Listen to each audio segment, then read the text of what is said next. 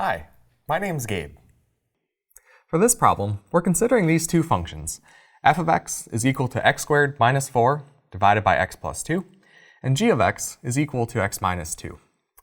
So for part A of this problem, we're asked to find the domain of both f and g. So let's get started by finding the domain of f.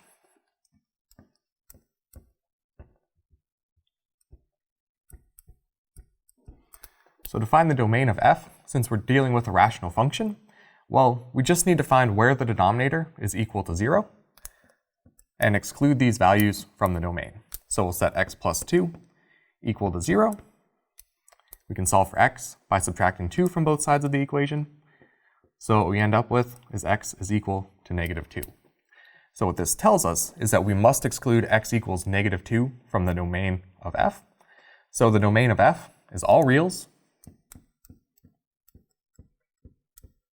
except x equals negative 2.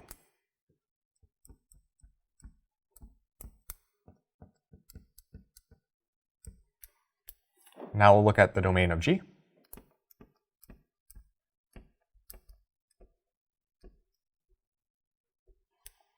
So since g is just x minus 2, we know what the graph of g looks like. It's just a line.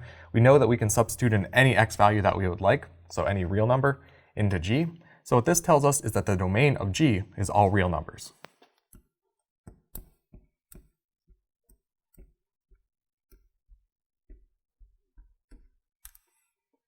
Now for part B, we're asked to take f and simplify it and then find any vertical asymptotes.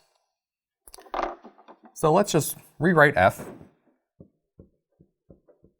So we have f of x is x squared minus 4 divided by x plus 2.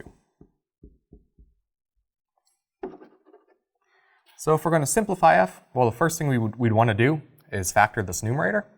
So we know that x squared minus 4 factors into x minus 2 times x plus 2. And this denominator stays x plus 2.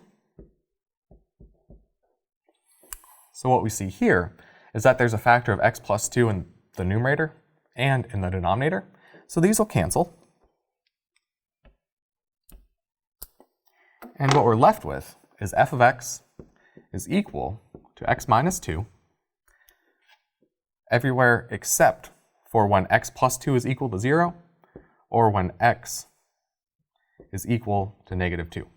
So we have to exclude x equals negative 2. And also because of this, now what our function looks like everywhere except for x equals negative 2 is this x minus 2. We see that we don't have any vertical asymptotes. So there are no vertical asymptotes.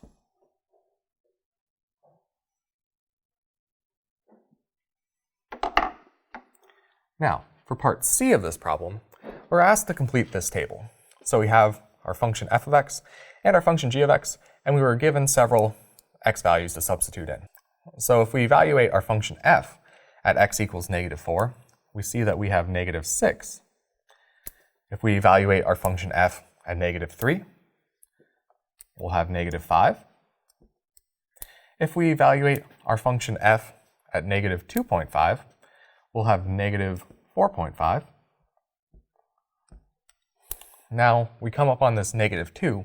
Here we want to remember that the domain of f was all values except for x equals negative 2. So this means negative 2 is not in the domain of f. So what we say is that f of negative 2 is undefined. Now moving along, if we substitute negative 1.5 into our function f, we have negative 3.5. If we substitute negative 1 into our function f, we have negative 3. And if we substitute 0 into our function f, we'll have negative 2. So now we've evaluated our function f at these several points. Let's go ahead and evaluate the function g. So g of x, remember, was x minus 2. So we're just going to substitute negative 4 into g, which will give us negative 6. Substituting negative 3 into g will give us negative 5. Substituting negative 2.5 into g will give us negative 4.5. Now, g was defined at negative 2, So we can substitute negative 2 into g, and we have negative 4. Substituting negative 1.5 into g of x, we'll have negative 3.5. Substituting negative 1 in for x, we have negative 3. And finally, substituting 0 in for x for g, we'll have negative 2. So now, looking at this table, we'll see that the values of f of x and g of x are the same everywhere except for when x was equal to negative 2. Because in that case, f of x was undefined and g of x was equal to negative 4. So if you really wanted to, you could go ahead and evaluate both these functions at several more points, or at several more x values, and what you'll see is that they are equal everywhere except for x equals negative 2. So really, part D asks, how do these two functions differ? Well, we know that f of x is equal to g of x everywhere except for when x is equal to negative 2.